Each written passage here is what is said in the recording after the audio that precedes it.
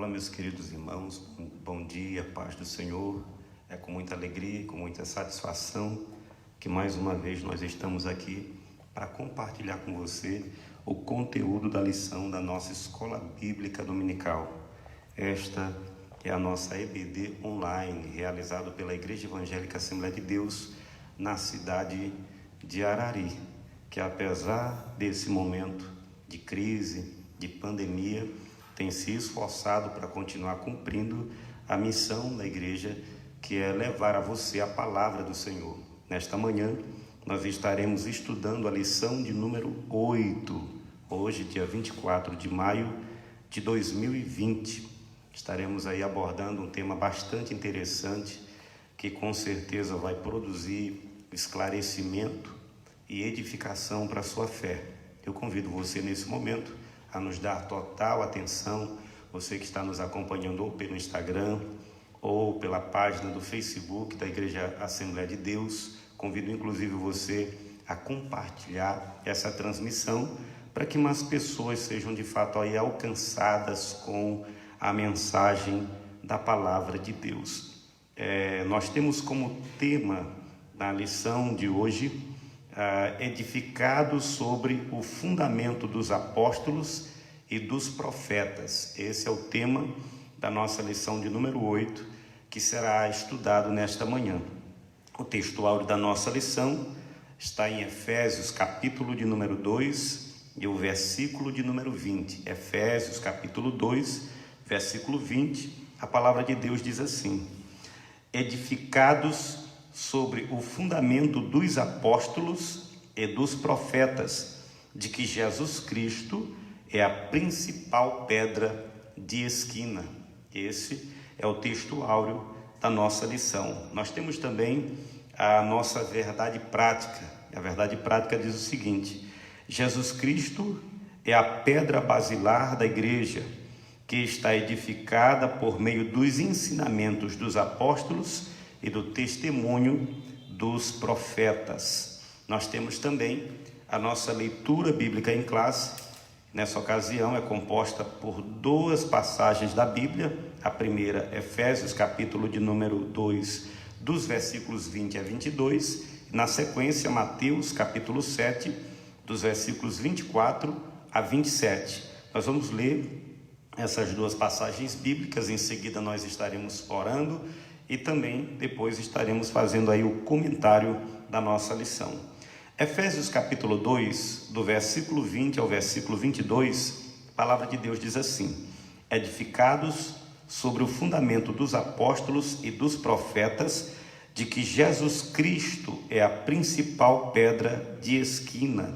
Versículo 21, na qual todo edifício bem ajustado cresce para templo santo no Senhor. Versículo 22, no qual também vós juntamente sois edificados para a morada de Deus no Espírito. Esse é o texto de Efésios capítulo 2, versículos 20, 21 e 22. Agora nós temos Mateus capítulo 7, a partir do versículo 24. A palavra de Deus também diz assim: todo aquele, pois, que escuta estas minhas palavras e as praticas, assemelhá-lo-ei ao homem prudente, que edificou a sua casa sobre a rocha.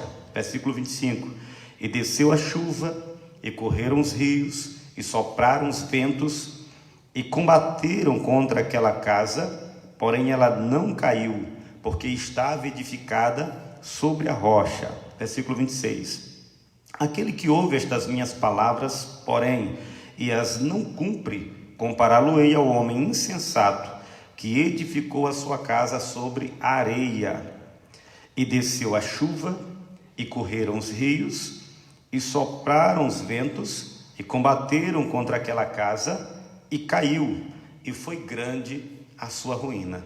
Esta é a segunda passagem bíblica, está em Mateus capítulo 7, versículos 24 a 27.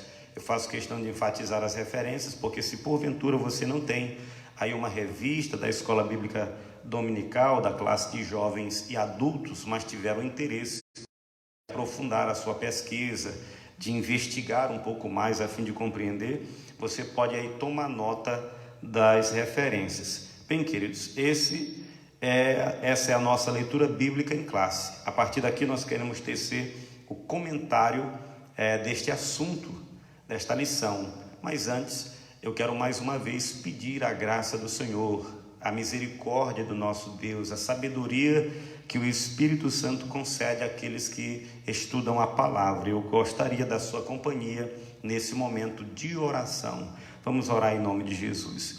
Senhor Deus dos exércitos, eu quero te render graças neste momento, porque o Senhor é bom e porque a sua misericórdia dura para sempre, e porque a tua fidelidade é de geração em geração.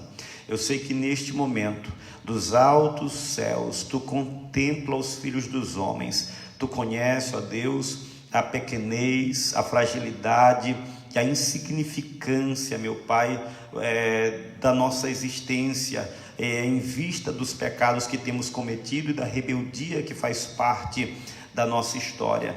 Mas nós clamamos nesse momento, cientes também do teu grande amor pelas nossas vidas. Clamamos pelo teu perdão, imploramos pela tua misericórdia e pedimos o teu favor sobre nós. Nós sabemos também do teu interesse em revelar a tua verdade, em fazer com que os homens conheçam a tua palavra e consequentemente conheçam a ti. Então, neste momento tão especial, onde mais uma vez nós estamos estudando as Escrituras, eu peço que o Senhor nos conceda mais uma vez aquela sabedoria que não brota do entendimento humano, que não pode brotar com naturalidade da cabeça do homem, mas que é dádiva do teu Espírito, aquela iluminação espiritual, aquela abertura do entendimento que o Senhor concede aos homens para que lhes resplandeça a luz do teu evangelho, a luz da tua palavra. Em nome de Jesus, abençoa a minha vida, que estarei transmitindo este conteúdo, abençoa a vida dos meus ouvintes, Pai,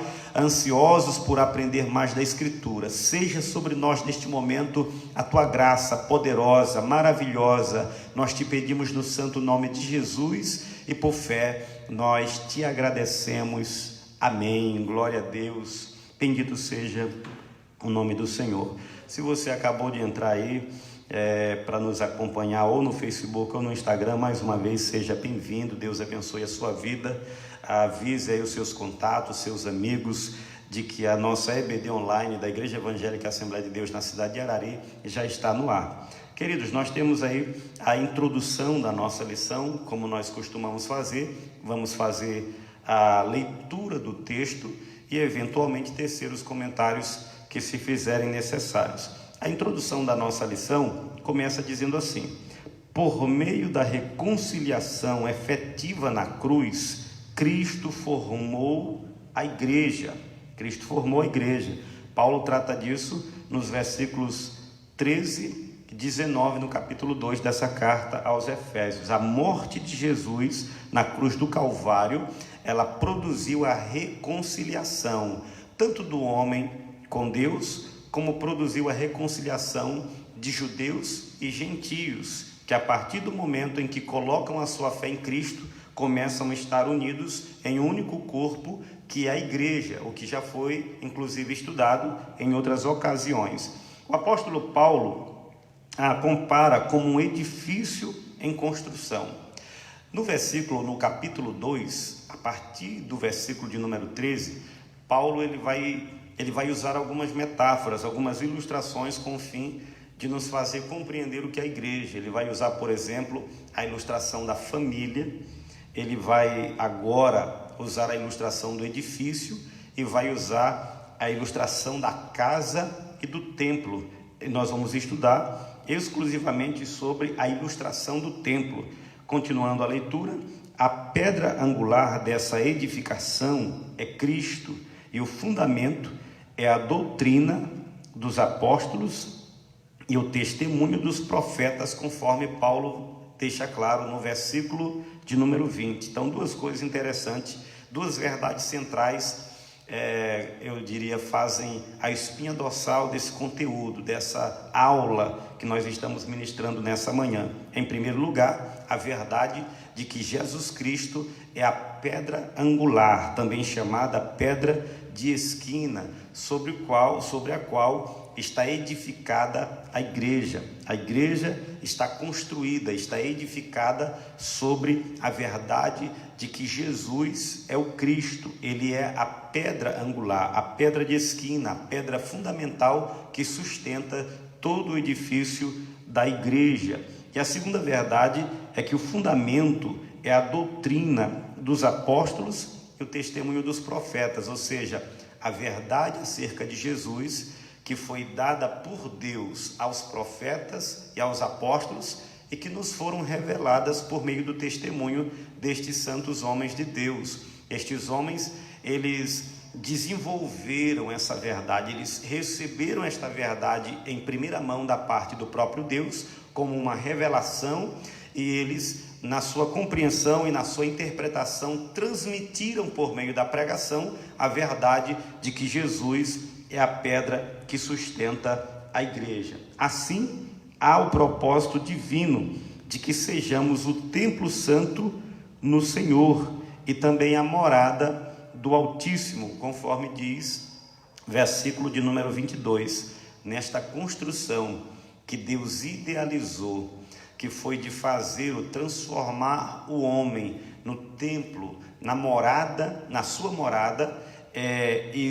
Essa construção, ela começa com a verdade de que Jesus é a pedra de esquina, a pedra fundamental. Essa verdade, ela se torna clara por meio da doutrina dos apóstolos, por meio do ensinamento dos apóstolos. Nesta lição, nós estudaremos cada um destes aspectos. Então, nós temos aí pelo menos 3 pontos com as suas divisões.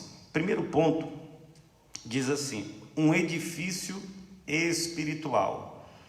Paulo usa a linguagem da arquitetura, da engenharia, mais especificamente da engenharia judaica acerca do templo, da arquitetura do templo, para poder transmitir uma verdade espiritual para os crentes da igreja em Éfeso e, consequentemente, os crentes das gerações seguintes.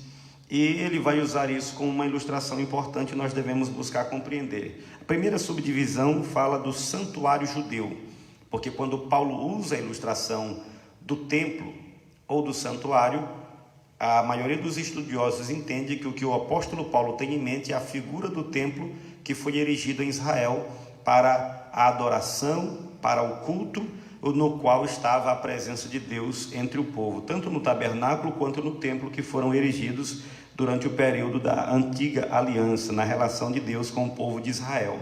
O comentarista Douglas Batista ele vai dizer o seguinte: o templo em Jerusalém era o símbolo do exclusivismo de Israel como povo de Deus. Não era uma construção qualquer, não era uma construção semelhante às outras.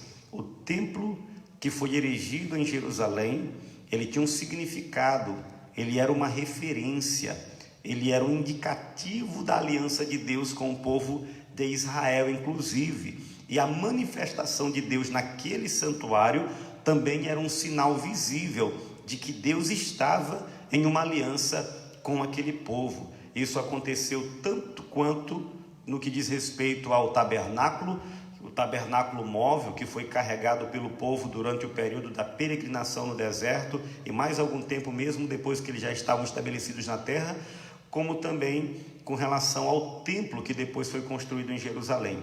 Tanto no tabernáculo no deserto, no dia da consagração, quando o fogo santo de Deus desceu das alturas e consumiu o sacrifício, Deus estava dando uma prova de que estava no meio dos seus, de que ele estava presente no meio do povo, e a presença de Deus no meio do povo no deserto era um sinal da sua aliança com os filhos de Israel.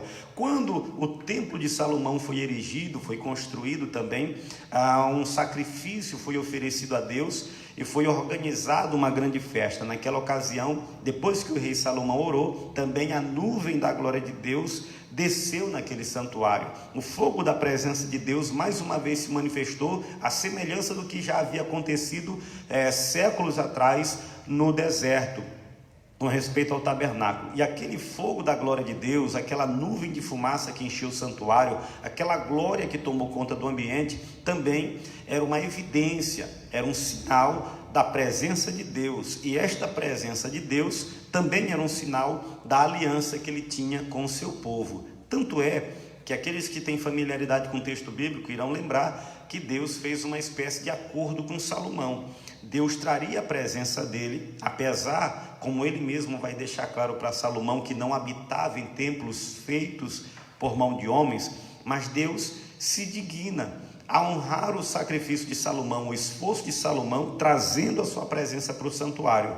Mas Deus deixa bem claro que essa presença dele no santuário duraria enquanto o povo fosse fiel à aliança. Mas se o povo não guardasse a aliança, Deus deixou imediatamente claro que ele abandonaria o templo e aquela casa, inclusive, seria devastada, o que de fato aconteceu séculos depois, pelo povo de Israel não guardar a aliança com o Senhor.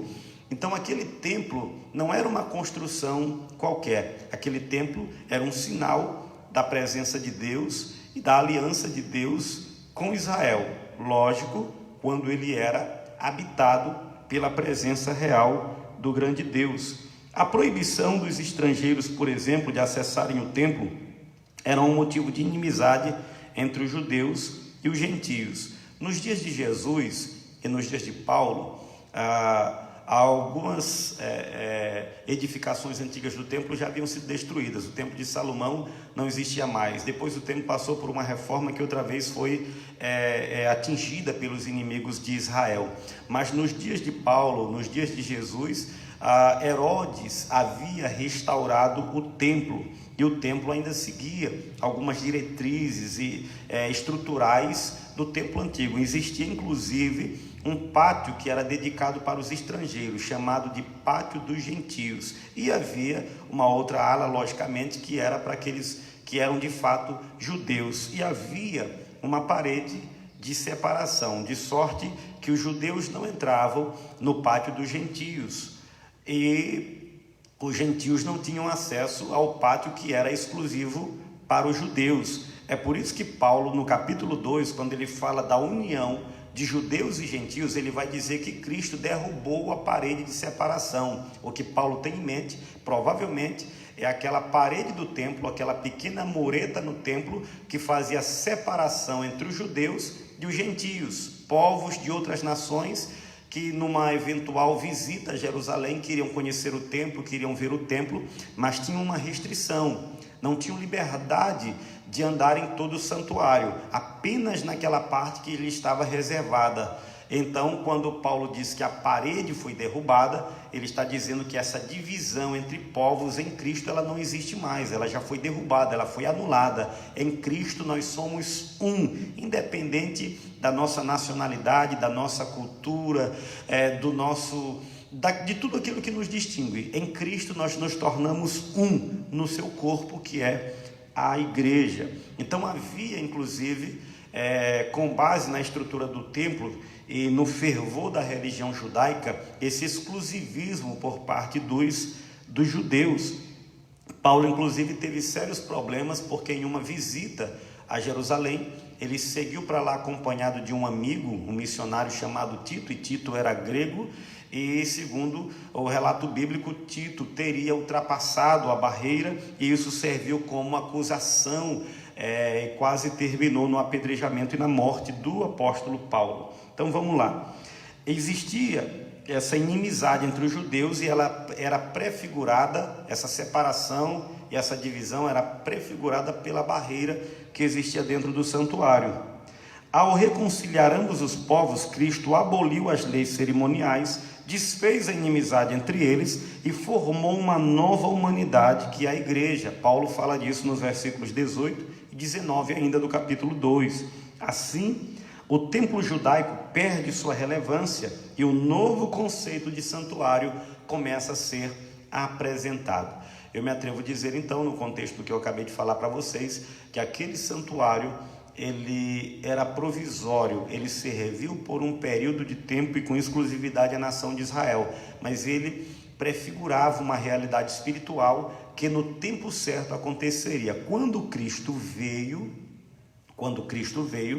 e quando Cristo executou a sua obra no Calvário e criou a igreja, fundou a igreja, trouxe à existência a sua igreja, aquela realidade antiga ela não serve mais.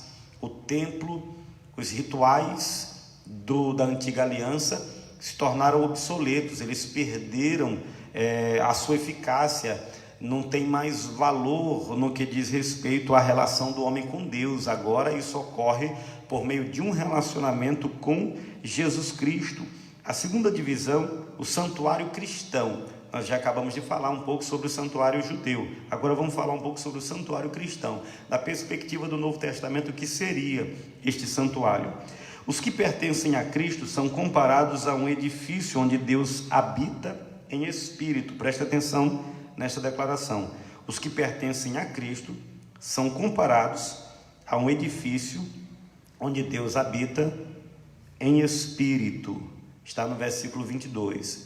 Ou seja, se na antiga aliança a relação de Deus acontecia numa esfera muito natural, a presença de Deus estava no santuário de pedra em Jerusalém, a realidade espiritual agora, no que diz respeito à igreja, é que cada crente que nasceu de novo, que está em Cristo, ele é templo e morada de Deus no Espírito.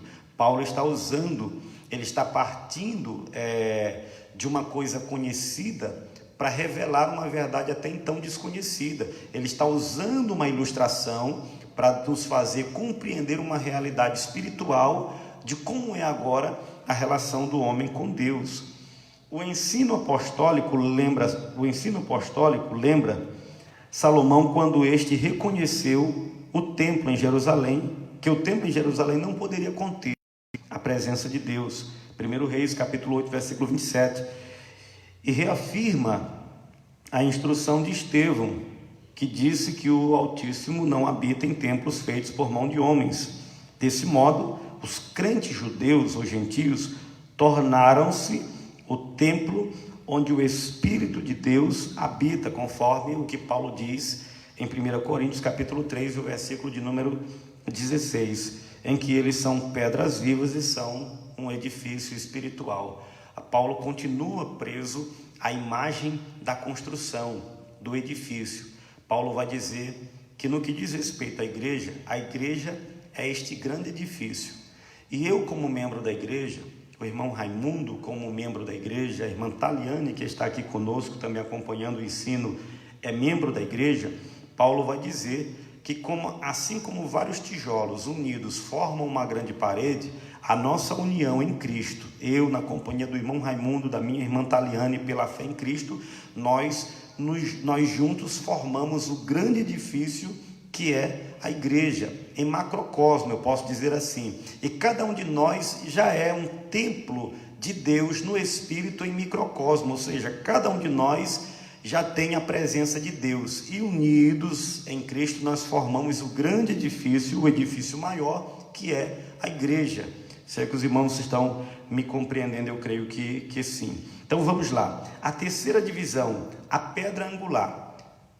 Edifício ou templo judaico, santuário judeu, o templo erigido de pedra, no qual era realizado o culto na antiga aliança, o santuário cristão, a própria existência do crente, como templo e morada do Espírito Santo, e agora a pedra angular. O que possibilita essa construção? Toda construção precisa de um fundamento, toda construção precisa ter na sua estrutura, no início, no seu alicerce, firmeza. Quem é que concede firmeza? Quem é que sustenta toda essa estrutura espiritual da igreja? Na arquitetura antiga, a construção de um edifício requeria a pedra angular, ou pedra fundamental, também chamada pedra de esquina.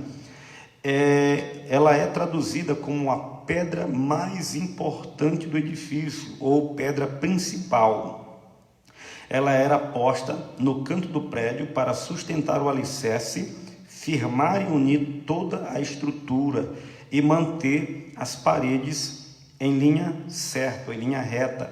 Ela, inclusive, as pedras do canto, hoje na alvenaria moderna, Quando um pedreiro, eu vou usar isso como uma imagem minha, um conhecimento meu, quando o pedreiro começa a tecer uma parede, ele faz primeiramente os cantos, ele tece primeiro os cantos, dali ele puxa uma linha de um lado a outro, e aquela linha nivela todas as outras pedras que serão, todos os outros tijolos que serão assentados, ou seja, aquela pedra não apenas faz, como na linguagem aí da construção civil, a amarração das paredes, mas também permitem o alinhamento para os demais tijolos, para não ficar uma parede torta, mal feita. O alinhamento é produzido a partir da pedra que está no canto, a partir do tijolo que está no canto. Então, isso diz muito a respeito de Cristo. Ele não apenas faz a amarração da estrutura da igreja, o sustento da igreja, como a partir dele também nós temos o alinhamento para a vida espiritual de todos os demais cristãos, de todas as pessoas que têm a fé em Cristo. Então, essa pedra era posta no canto, tinha essa finalidade. Para que se tenha uma ideia dessa dimensão, em uma escavação no local do templo em Jerusalém, foi encontrado um monólito com cerca de 12 metros de comprimento. Era inclusive uma pedra gigantesca, uma pedra com 12 metros de comprimento, com certeza com várias toneladas. Existe ainda uma outra figura na tradição antiga a respeito da pedra angular. Eu acredito que você deve estar lembrado que algumas construções antigas, as portas nas entradas das grandes cidades eram feitas numa espécie de arco, e aquele arco era feito com pedras lavradas, era produzido com pedras lavradas, de sorte que até certa altura da porta as pedras seguiam um padrão, mas na formação do arco, para que o arco ficasse perfeito, cada pedra tinha que ser lavrada em grau nas laterais, para poder fechar, permitir a união, o fechamento do arco. E bem no centro, uma pedra fazia o ângulo maior, e essa pedra maior, que ficava bem no centro do arco, com o seu peso, a partir do momento que ela era encaixada, ela era afunilada, quando ela era encaixada, ela forçava as outras pedras do arco para o lado, e com isso ela imprensava, ela juntava. É interessante, sem o uso de qualquer outra força, apenas usando a força da gravidade, o peso da pedra central mantinha o arco firme e unido. Isso é interessante porque também é uma ilustração. Cristo, com o peso da sua glória, com o peso da sua pessoa, com o peso da sua verdade, ele mantém unida e firme a sua igreja. Louvado seja o nome do Senhor para sempre. A quarta verdade aí, a quarta divisão é: Cristo é a pedra principal. A identificação de Cristo como pedra angular remonta à profecia messiânica de que a pedra rejeitada tornou-se a pedra de esquina. Aquele que não foi entendido pelos judeus, que não foi aceito pelos líderes de Israel, aquele que foi rejeitado pelo seu próprio povo, Deus o escolheu para ser a pedra angular da igreja. Era a profecia do Salmo 118, versículo 22. Ele mesmo afirmou que era a cabeça da esquina, conforme Marcos, capítulo de número 12, versículo de número 10. Assim como também os apóstolos ratificaram que Cristo é a pedra principal, em Atos, capítulo 4, versículo 11, na primeira carta de Pedro, capítulo 2, versículo 7. Portanto, a pedra angular neste novo santuário é o próprio Cristo. No Sermão do Monte, aprendemos que o homem prudente edifica sua casa sobre a rocha, a qual é Jesus. Ele é a pedra principal, e é sobre Cristo que você precisa erigir, edificar, construir a sua vida. Ele é a rocha que permanece, é a rocha que não tremula, é a rocha que não oscila, que não balança, é a rocha que permanece firme. Tudo neste mundo tem passado, reis se levantam, reis caem, impérios se levantam, impérios caem, mas Jesus Cristo é o mesmo, ontem, hoje e será para sempre. Louvado seja o nome dele. Então ele é a pedra. Se você construir, ou erigir, ou edificar a sua vida em Cristo, nos valores, na doutrina, na obra de Jesus, você vai permanecer para sempre, tanto quanto o próprio Cristo permanecerá para sempre. Segundo ponto, fundamento, apóstolos e profetas. Algumas divisões precisam ser estudadas aqui. Primeiro, o conceito de apóstolos. O termo grego apóstolos é usado ou traduzido como enviado ou mensageiro.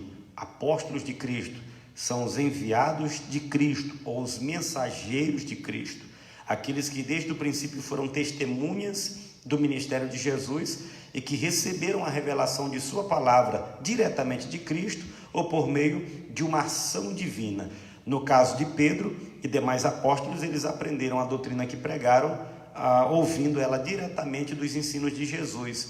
No caso do apóstolo Paulo, que é um apóstolo posterior, podemos dizer assim, ele mesmo se classifica como um abortivo ou como um nascido fora de tempo, mas Paulo vai ter manifestações extraordinárias da parte do próprio Deus e de Cristo, o qual vai lhe revelar o conteúdo do evangelho que ele pregava. Ele vai dar testemunho disso na carta aos Gálatas, capítulo 2, dizendo que o evangelho que ele pregava, ele não recebeu de homem nenhum, mas ele recebeu diretamente da parte do grande Deus.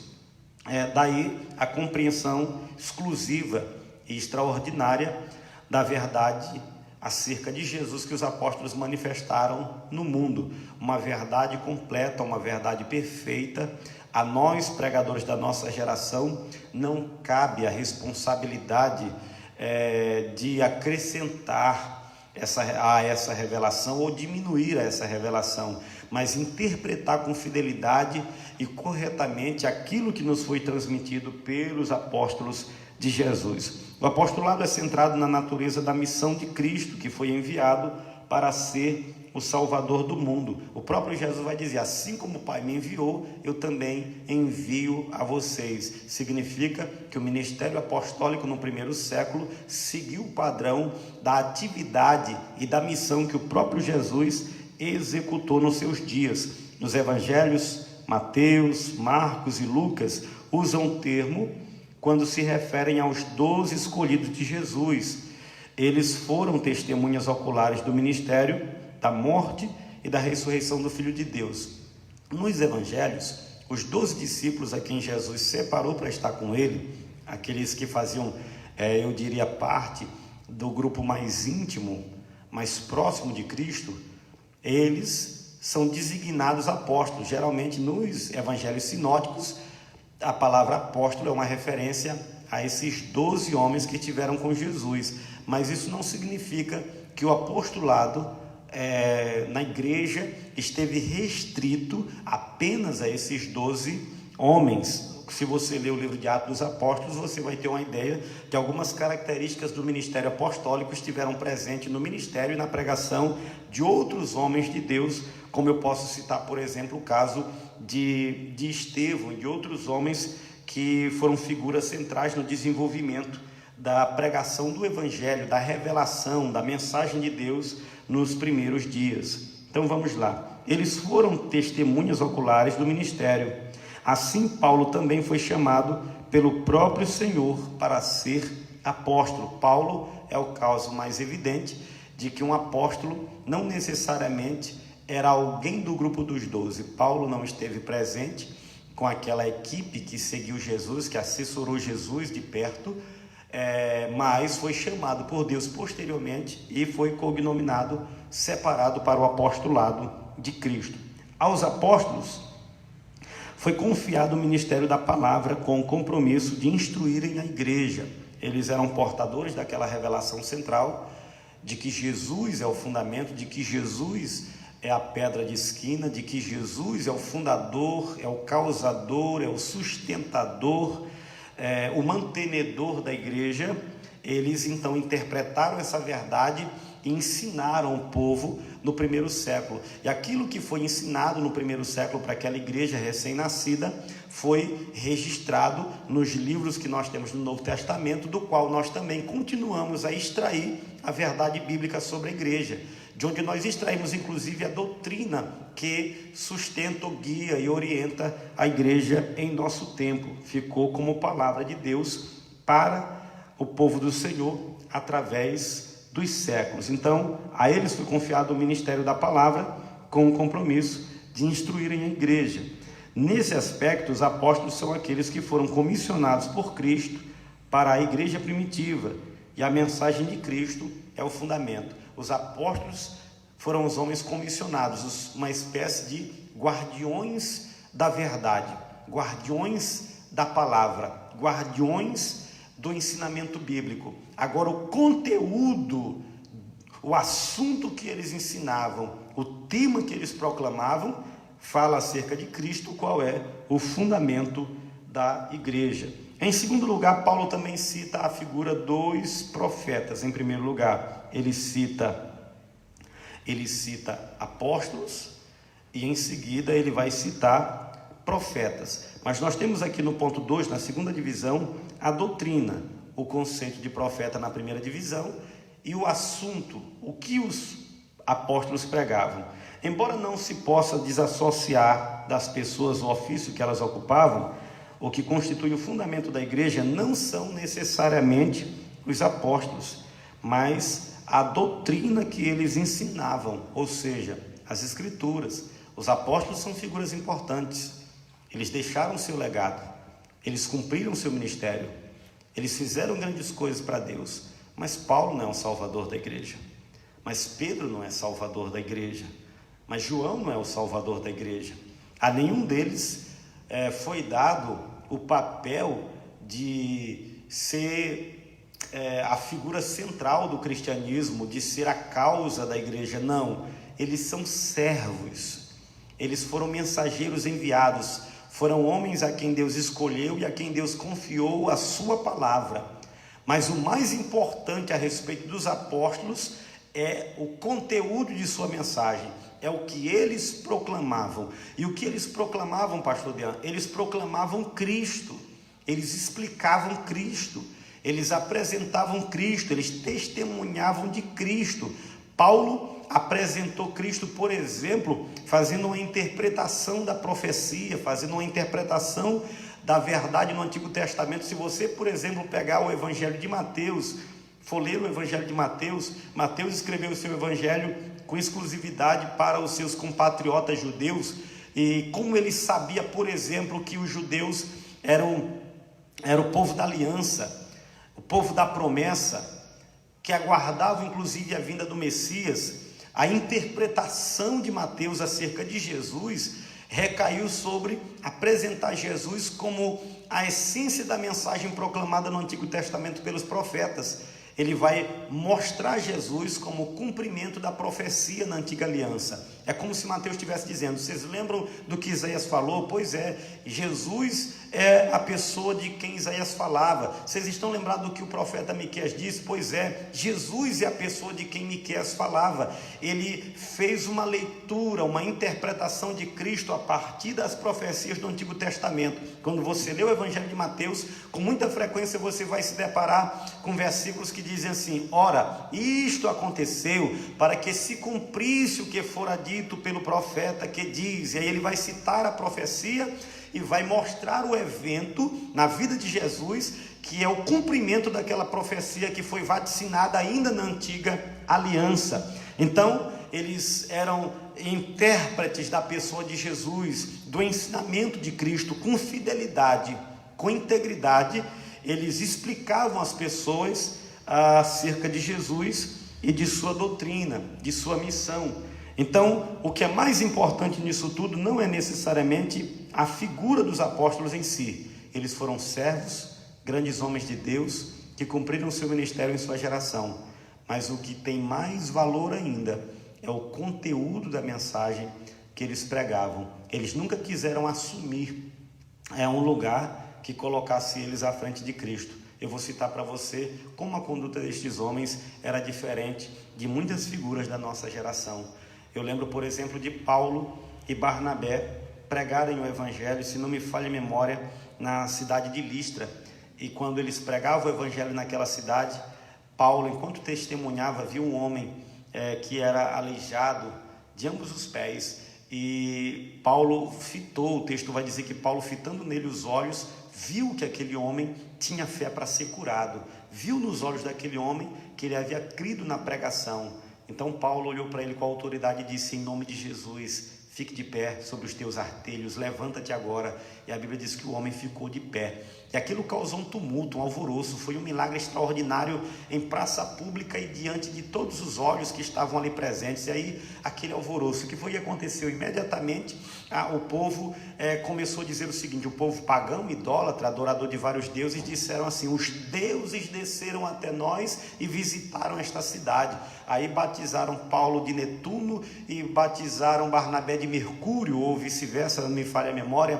Mas o certo é que imediatamente um sacerdote da cidade pegou um touro com uma grinalda e já veio para sacrificar, querendo fazer de Paulo e Barnabé duas divindades para serem cultuadas. Mas a Bíblia diz que com muita dificuldade Paulo e Barnabé saltaram no meio do povo, rasgaram as vestes e disseram: homens, não façam isso, porque nós somos pessoas comuns como vocês o são. Foi Jesus Cristo quem nós estamos pregando que fortaleceu este homem e lhe deu saúde. Veja que eles nunca quiseram chamar a atenção, eles nunca quiseram roubar a cena, eles não tinham predisposição para o estrelismo, eles só queriam manifestar Jesus, apontar para Jesus, manifestar a glória de Jesus. Se eles fossem tão interesseiros como muitos líderes espirituais do nosso tempo são, eles teriam aceitado, ser ovacionado, ser aplaudido, tudo, o altar estava preparado, aqueles homens iam receber muita admiração, muita atenção, muita fama, muito respeito, coisas que escravizam os homens em nossa geração, eles iam receber, mas eles não queriam isso. Eles reconheceram que eram apenas mensageiros de Deus e que o Senhor é Jesus Cristo, quem reina é Jesus Cristo, quem salva é Jesus Cristo, quem cura é Jesus Cristo, quem é digno de adoração é Jesus Cristo. Então, Paulo e Barnabé são um modelo de como os apóstolos, eles se colocavam em seu lugar. Eles eram apenas guardiões da verdade divina. O que era importante não era eles mesmos, mas a mensagem que eles pregavam. Eu insisto em usar Paulo como exemplo. Certa feita, Paulo estava com uma viagem marcada para Jerusalém, mas um profeta revelou para Paulo que quando ele chegasse em Jerusalém, ele ia ser preso. E aí os irmãos que estavam ao lado de Paulo começaram a se entristecer, alguns deles começaram a chorar. Eu acho muito interessante a atitude de Paulo. Ele olha para os irmãos e pergunta para eles assim: por que estáis chorando? Por que vocês estão fazendo isso comigo, me magoando o espírito? Vocês ainda não entenderam como é que eu encaro minha missão? Eu estou parafraseando agora o texto. E Paulo diz para aqueles irmãos: eu estou pronto não apenas a ser preso em Jerusalém, mas também a ser morto por causa do Evangelho. E aí ele vai dizer, Atos dos Apóstolos, capítulo 20, a partir do versículo 22, ele vai dizer: porque em mim, em nada, tenho minha vida por preciosa, contanto que cumpra com alegria a carreira e o ministério que recebi do Senhor Jesus, que é o de dar testemunho do Evangelho da glória de Deus. Paulo está dizendo: a mensagem é mais importante do que eu. A mensagem, a doutrina salvadora é maior do que a minha vida, é maior do que eu. Paulo sempre encarou o conteúdo do Evangelho, a presença de Deus em sua vida, como algo que era superior. Ele não era nem sequer digno. Escrevendo aos Coríntios, na segunda carta, capítulo 4, ele vai dizer: temos este tesouro em vasos de barro. Ou seja, o que é importante não é o vaso, é o conteúdo do vaso. O que está em nós, na igreja, a presença do Espírito, a verdade bíblica é maior do que nós, é maior do que nós. Nós somos o receptáculo e o transmissor da verdade divina. É essa verdade que é poderosa, essa verdade que é salvadora, essa verdade que é soberana. Os homens se levantam e caem por serem finitos, por serem passageiros, mas a palavra de Jesus permanece de pé, ainda que passem os céus e a terra, como ele mesmo falou. Em terceiro e último lugar, o testemunho dos profetas. Quem são os profetas? A palavra grega profetes significa proclamador e intérprete da revelação divina. A ordem da frase em Efésios capítulo 2, versículo 20, apóstolos e profetas, indica tratar-se dos profetas da igreja. na visão do nobre Douglas Batista, os profetas aqui não diz respeito aos profetas da antiga aliança, mas aos profetas que exerceram seu ministério nos primórdios da igreja, que inclusive também eram os próprios apóstolos, visto que a palavra profeta aqui usada por Paulo diz respeito àquele que proclama, aquele que prega. Não era um profeta necessariamente no contexto do ministério profético do Antigo Testamento, mas um ministério profético de proclamação. Ou seja, por exemplo, o que eu estou fazendo agora, explicando a palavra de Deus, proclamando o ensino da Escritura, eu estou profetizando no contexto em que Paulo está falando nessa parte do seu escrito, do seu texto. O profeta aqui, no dizer de Paulo, é o proclamador, é o ensinador da palavra, o que não exime os profetas da antiga aliança de fazerem parte do grupo de guardiões da verdade sobre Cristo. Porque, por exemplo, eu trago à memória o que está escrito em Romanos capítulo de número 1. Romanos capítulo de número 1, a partir do versículo de número 1, Paulo vai dizer uma coisa interessante, presta atenção. Paulo diz assim, Paulo, servo de Jesus Cristo, chamado para ser apóstolo e separado para o evangelho de Deus, o qual antes havia prometido pelos seus profetas nas santas escrituras. Paulo está dizendo que como apóstolo, como enviado e como mensageiro, ele foi separado por Deus para proclamar o evangelho. Que evangelho? Ele vai dizer no versículo 2, o qual anteriormente havia sido prometido pelos profetas nas antigas escrituras. O que Paulo está dizendo é que de uma maneira embrionária, o evangelho já existia na antiga aliança e foi proclamado pelos profetas de Deus no passado. Por quê? No versículo 3, Paulo vai dizer assim, o evangelho que foi prometido pelos profetas nas santas escrituras acerca de seu filho. Nós sabemos que a mensagem dos profetas na antiga aliança, ela era um tanto obscura, porque a proclamação era transmitida por meio de simbologias, de apontamentos futuros que não estavam claros, muitas vezes nem sequer para o próprio profeta que pregava. Mas isso não significa dizer que os profetas não pregaram a Cristo, que os homens de fé da antiga aliança não tiveram um entendimento em algum nível acerca de Cristo. Se você olhar João capítulo 8, quando Jesus tem uma crise, um confronto com os líderes judeus, eles começam a falar de Abraão, e ele diz assim, olha, em verdade, antes que Abraão existisse, eu sou. E Jesus vai dizer para eles, olha, Abraão exultou por ver o meu dia, e viu, e alegrou-se. Isso para mim é extraordinário. Jesus está dizendo para os judeus, Abraão me viu, eu apareci para ele, ele me conheceu, ele teve um vislumbre da minha glória. Isso significa que os profetas não eram totalmente ignorantes, embora a sua mensagem fosse muitas vezes complexa, marcada pelos enigmas. Isso não significa que os profetas eram ignorantes, completos ignorantes acerca do que Jesus ou do que Deus ia fazer por meio de Cristo no futuro. Paulo está dizendo que o evangelho foi prometido desde o Antigo Testamento por meio dos profetas.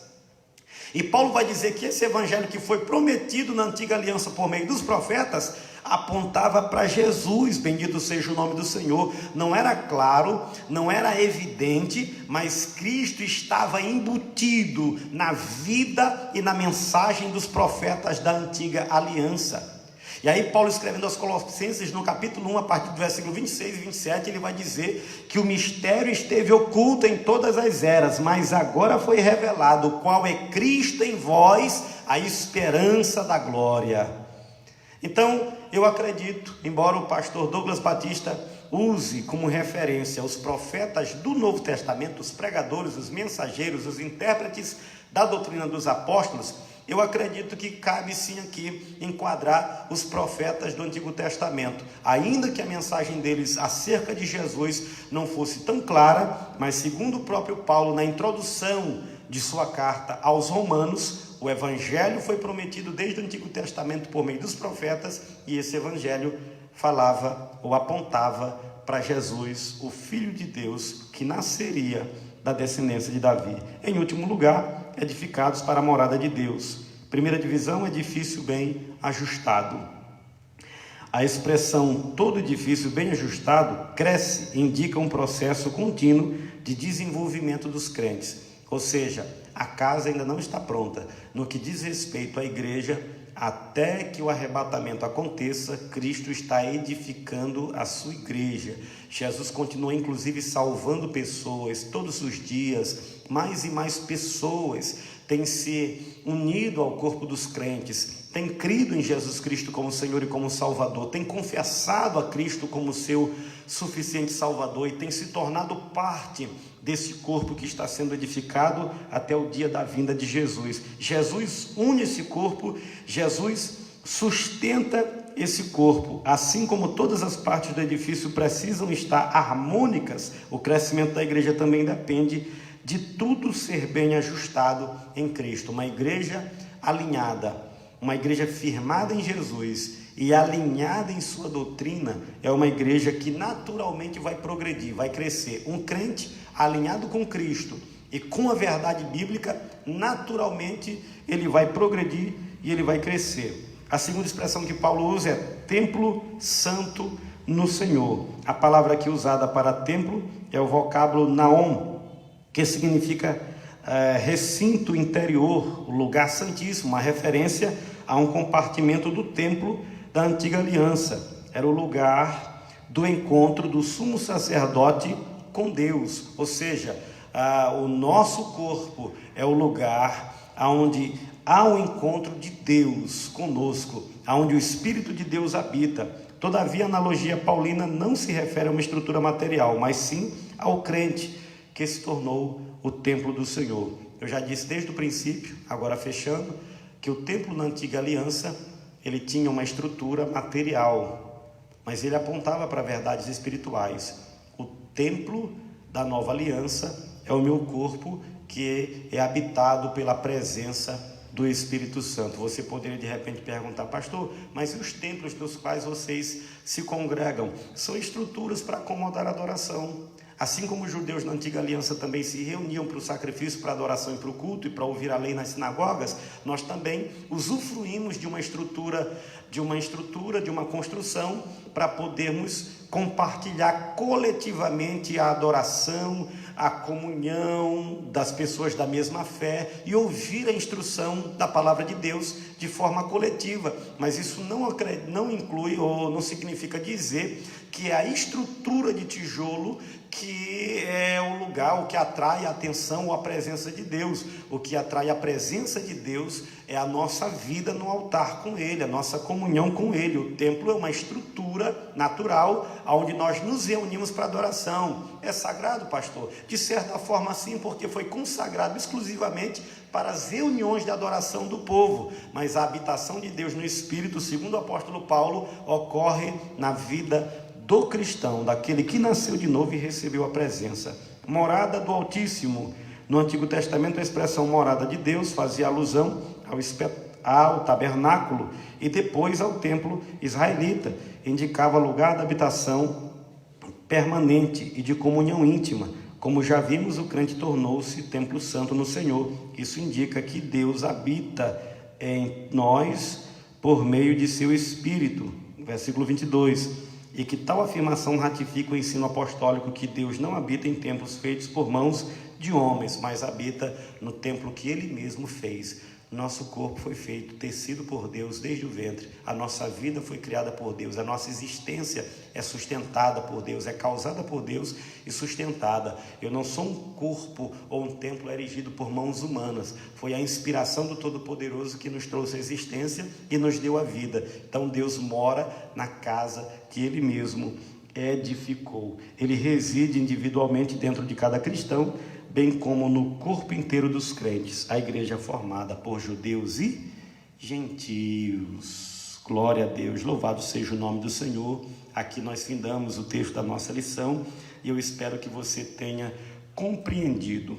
O objetivo era ajudar você a compreender essa verdade bíblica que foi ensinada pelo apóstolo Paulo, mostrar a você que no Antigo Testamento Deus habitou no tabernáculo e no templo, mas hoje na Nova Aliança Ele habita em nós, Ele habita no coração do crente, na vida do crente. Queria também que você compreendesse que o fundamento da igreja é a doutrina, como a doutrina dos apóstolos e o testemunho dos profetas, e o sustentador, o causador e o mantenedor da igreja é Jesus Cristo, e nós somos o templo e a sua morada.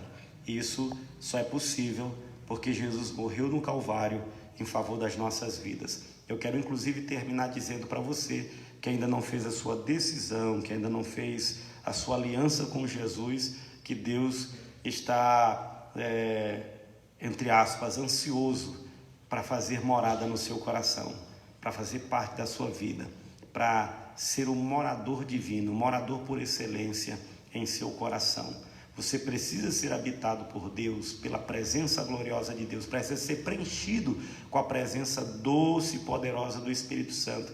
Eu lembro da frase do grande filósofo cristão e matemático francês, Blaise Pascal. Ele dizia que dentro do coração do homem existe um vazio do tamanho de Deus, portanto só Deus pode preencher esse vazio. Então a minha dica para você, uma dica de ouro nesta manhã de domingo é: aceite Jesus como teu Senhor e como teu Salvador e receba a presença do Espírito Santo e o refrigério que a tua alma precisa. Deus nos abençoe. Eu convido você nesse momento para nós orarmos, agradecermos ao Senhor. Eu estou grato pela sua companhia, por você estar aí do outro lado assistindo a nossa transmissão, aprendendo de Deus. Compartilhe esse vídeo muitas vezes, marque pessoas aí nas redes sociais para que a voz de Deus alcance, chegue cada vez mais longe, alcance muitas vidas. Vamos orar e agradecer ao nosso Deus. Pai querido, mais uma vez eu levanto a minha voz em oração e eu estou extremamente agradecido a Ti, porque eu considero este momento como um favor do Senhor, como a Tua misericórdia operando em nossas vidas, Pai. Ó Senhor, nós continuamos confiando em Ti, confiamos crendo na Tua palavra, continuamos crendo na Tua palavra e esperando nas Tuas promessas. Deus querido, abençoa os meus companheiros que aqui estão, abençoa as pessoas que estiveram conosco, nos acompanhando ou pelo Instagram ou pelo Facebook, continua abençoando cada lar, cada família, continua abençoando e guardando a Tua igreja. Mais uma vez nós imploramos, estende o Teu braço soberano, entra com providência, faz com que tudo isso finde e em nome de Jesus nós escapemos desse perigo, ó Pai, e a Tua igreja possa com liberdade, com alegria, desfrutar outra vez da comunhão, da presença do Senhor no meio do santuário, da companhia e do calor espiritual dos crentes adorando o Senhor. Pai querido, nós colocamos tudo no Teu altar, tudo nas Tuas mãos. Continua conosco, nos perdoando, nos livrando do mal e morando em nossa vida, Pai. Não nos deixe em nenhum momento, não nos abandone, por favor, meu Pai, mas permaneça conosco por misericórdia e por graça. Alinha nossa casa, limpa nossa casa, que o nosso coração seja um santuário puro e santo para a presença do nosso Deus. Continua conosco, nós te pedimos e por fé nós te agradecemos. Um abraço e até a próxima, se Deus quiser.